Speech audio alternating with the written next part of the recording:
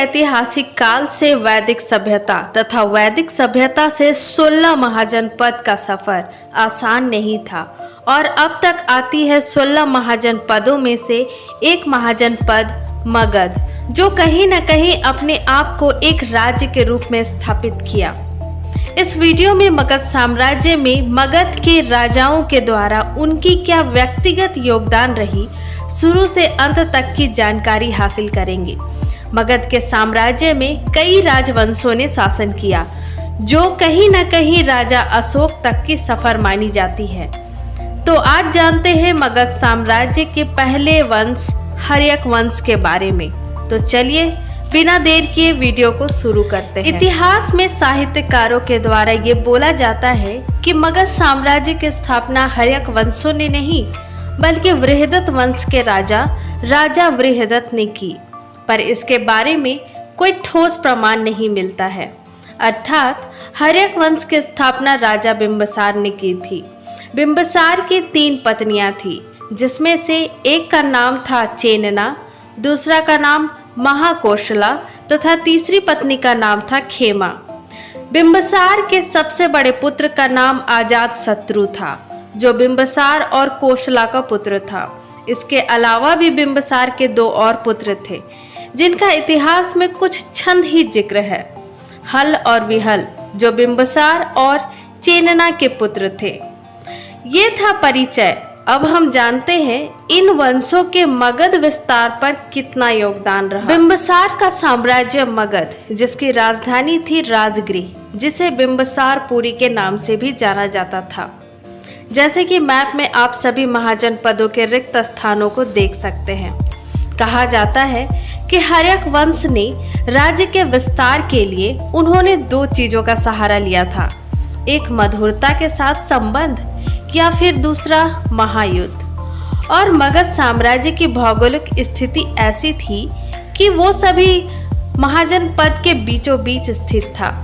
जैसे कि पूर्व में अंग महाजनपद तथा पश्चिम में काशी महाजनपद तथा वत्स महाजनपद, उत्तर में मल्ल महाजनपद, कौशल महाजनपद तथा वज्जी संघ, जो 8 गणराज्यों का समूह हुआ करता था, तथा दक्षिण में अवंती महाजनपद स्थित था। पर बात तो ये आती है कि साम्राज्य के विस्तार के लिए युद्ध तो करनी है, पर शुरुआत कहाँ से की जाए।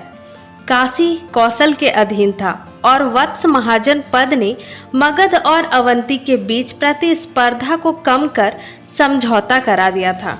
तो मगध साम्राज्य के पूर्व की ओर राज्य बढ़ाने की सोची, अर्थात अंग को जीतने की योजना शुरू की गई।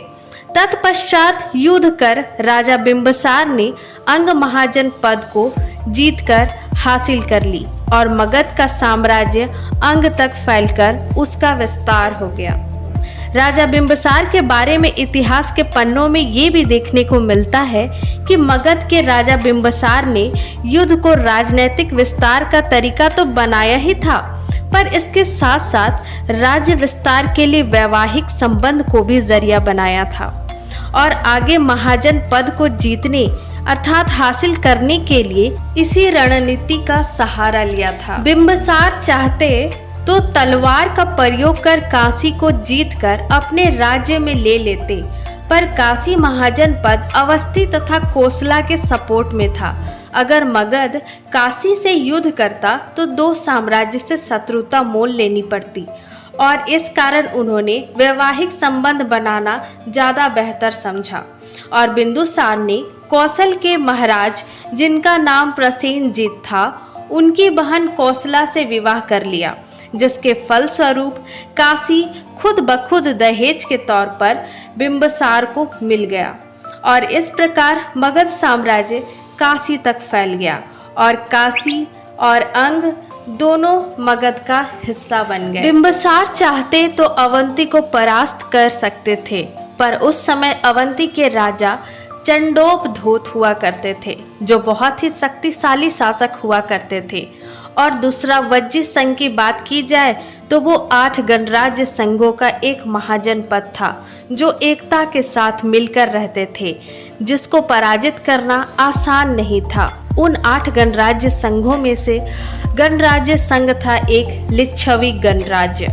जिसका उस समय शासन हुआ करता था, जिसका नाम चेटक था तथा उनकी पुत्री का नाम चेलना। और बिंबिसार ने चेलना से विवाह कर लिया और चेनला से विवाह होने के कारण मगध का वज्जी संघ से कुछ हद तक राजनैतिक संबंध मधुर हो गए। अतः हम यहाँ पे कह सकते हैं कि वज्जी संघ में भी मगध का नियंत्रण आरंभ हो चुका था। जब अवंती को जीतने की बात आई तो यह महसूस हुआ कि अवंती भी एक ताकतवर साम्राज्य है, पर बात ये भी थी कि बिंबिसार भी बहुत बुद्धिजीवी थे। वे युद्ध करने से अपने पहले रणनीति बना ली थी कि क्या करना है। और इत्तेफाक ये होता है कि अवंती के राजा चंड प्रद्योत को पांडु रोग अर्थात पीलिया रोग हो जाता है और बिंबिसार इसी का फायदा उठाते हुए उसने बिना पूछे हुए वैद्य जीवक को उनकी सेवा के लिए भेज देते हैं, जिसके कारण अवंती के राजा चंड प्रद्योत इस चीज से प्रभावित हो जाते हैं, जिसके कारण मगध और अवंती के बीच एक राजनैतिक मधुरता उत्पन्न हो जाती है। यहाँ तक तो हमने देखा कि मगध के विस्तार में बिंबिसार अर्थात हर्यक वंश का राजनैतिक तरीका कैसा था। बिंबिसार से पहले मगध में अस्थायी सेना नहीं थे, पर बिंबिसार के आने के बाद अस्थायी सेना का गठन होने लगा, जिसे सर्वोचक अर्थात महापात का नाम दिया गया। ये सर्वोचक महापात अस्थायी सेना का नेतृत्व करते थे और यहाँ से अस्थायी सेना गठन होना शुरू हुआ और इसके साथ साथ आर्थिक दृष्टि के मामले भी बहुत ही मजबूत होने लगे। इस पर पिछले वीडियो पर आप वीडियो को जरूर देखना, उसे देखने के बाद आपको पूरा क्लियर हो जाएगा। तो चलिए पॉइंट पे आते हैं। बिंबिसार के मंत्रियों को कोली के नाम से पुकारा जाने लग गया। इन सभी बातों से बिंबिसार के बारे में तो ये तो पता चलता है कि बिंबिसार एक सही राजनीतिज्ञ, ज्ञानी तथा एक बेस्ट प्लानर के रूप में सामने आया, जिसने मगध को मजबूत राजनीतिक स्थिति प्रदान कराई। पर दुख की बात तो ये होती है कि कोई कितना भी ताकतवर या शक्तिशाली क्यों ना हो, उसे अगर छल से पराजित करना चाहे तो कोई भी आसानी से पराजित कर सकता है। कुछ ऐसा ही हुआ बिंबिसार के साथ। बिंबिसार को तथा उसकी पत्नी कौशला को उसके खुद के ही पुत्र अजातशत्रु ने कारागार में धकेल दिया और बंदी बना दिया और दोनों की कैद में ही मृत्यु हो गई, जिसके वजह से अजातशत्रु को पितृहंता का नाम दिया जाने लग गया और इसके फलस्वरूप बिंबिसार के द्वारा बनाया गया साम्राज्य एक ही पल में बिखर गया। जैसे कोसला का महाजन पद के राजा नरेश प्रसेनजीत ने काशी को दहेज के तौर पर दी गई थी, उसे अजातशत्रु से छीन ली गई, जिसके कारण अजातशत्रु को एक अपमान सा महसूस हुआ, जिसके फलस्वरूप उसने कौशला के राजा प्रसेनजीत पर हमला बोल दिया, जिसके फलस्वरूप उनकी जीत हुई और जीत पे उन्हें पुनः काशी वापस मिल गई। साथ ही साथ राजा नरेश प्रसेनजीत की पुत्री बाजीरा से उनका विवाह भी करा दिया गया। पर बिंबिसार के मरने के बाद अजातशत्रु का दूसरा दुश्मन लिच्छवी महाजन पद भी था, जिसके राजा चेटक थे, क्योंकि अजातशत्रु की दूसरी माता चेनना का ये मायके हुआ करता था। पर बात यहाँ पर ये भी आती है कि लिच्छवी बहुत शक्तिशाली महाजन पद था, फिर भी ऐसा क्या कारण था कि अजातशत्रु ने युद्ध करने की ठानी? तो इसके पीछे दो मत दिए जाते हैं, जिसमें से पहला मत है कि अजातशत्रु के भाई हल और विहल, जो सौतेली भाई थे, वो लिच्छवी में जाकर रुके हुए थे और उनसे वो मोतियों का हार और हाथियों को पाना चाहते थे और इसलिए भी युद्ध करना चाहते थे। ये तो था पहला कारण। और दूसरा कारण ये कहा जाता है कि बुद्धघोष की एक ग्रंथ है जिसका नाम है सुमंगल विलासिनी, जो बुद्धघोष की रचना है, जिसमें ये कहा गया है कि गंगा के किनारे एक पहाड़ है और पहाड़ के नीचे हीरो की खान का प्रमाण मिला था और गंगा नदी दोनों महाजन पद के बीचों बीच गुजरती थी और इसलिए दोनों साम्राज्य में एक समझौता किया गया था कि खान को एक बराबर भाग में बांट दिया जाए। पर लिच्छवी महाजन पद ने मगध को इस मामले में धोखा दे दिया, जिसके बदले की आग अजात शत्रु के मन में दहक रही थी और इस कारण को भी युद्ध का कारण माना गया। कहा जाता है कि ये लड़ाई 16 वर्षों तक चलता रहा और लड़ाई में अजात शत्रु ने 2 महत्वपूर्ण प्रक्षेपास्त्र भी बनवाए थे।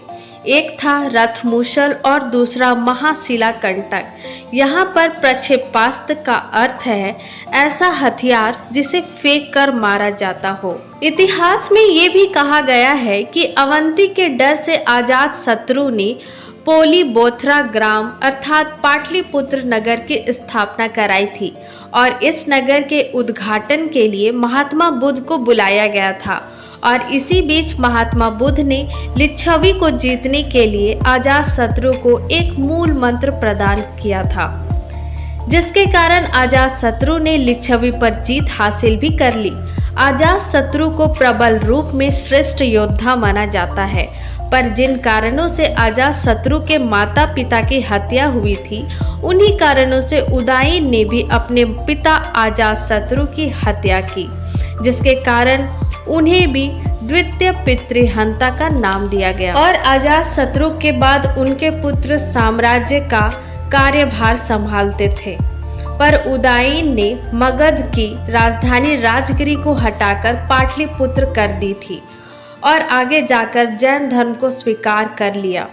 बाद में जैन भिक्षु बन गए, जिससे ये तो स्पष्ट होता है कि उन्होंने अपना सारा राजपाट त्याग दिया और पाटलिपुत्र में जैन विहार का भी निर्माण कराया। जब अवंती के राजा पालक को ये बात की खबर हुई तो उसने षड्यंत्र रचा और मगध में एक राजकुमार को भेज दिया, जिसने उदयन की हत्या कर दी और धीरे धीरे समय के साथ मगध में हर्यक वंश का पतन होने लग गया। कहा जाता है कि मगध में हर्यक वंश में उदयन के बाद अनिरुद्ध, मुंडक नाम के राजाओं ने शासन किया और हर्यक वंश में सबसे अंतिम राजा नागदशक ने राज किया, जिन्हें नागदशक का अंतिम राजा भी माना जाता है, जिसकी हत्या कर नाग शिशु ने शिशुनाग वंश की शुरुआत की और इस तरह से हर्यक वंश का पतन हो गया और इसकी समाप्ति हो गई। तो ये थे मगध साम्राज्य के विस्तार में हर्यक वंश का योगदान। आई होप आपको ये टॉपिक बिल्कुल समझ आया हो। अगर आपको कहीं भी किसी भी तरह की कोई इशू हो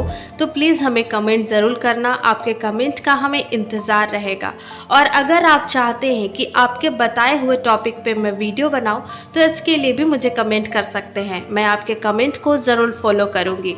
अगर हमारा वीडियो चैनल आपको अच्छा लगा तो प्लीज़ हमारे चैनल को लाइक एंड सब्सक्राइब करें। तो मिलते हैं नेक्स्ट वीडियो पे नए टॉपिक के साथ में। तब तक के लिए जय हिंद, वंदे मातरम।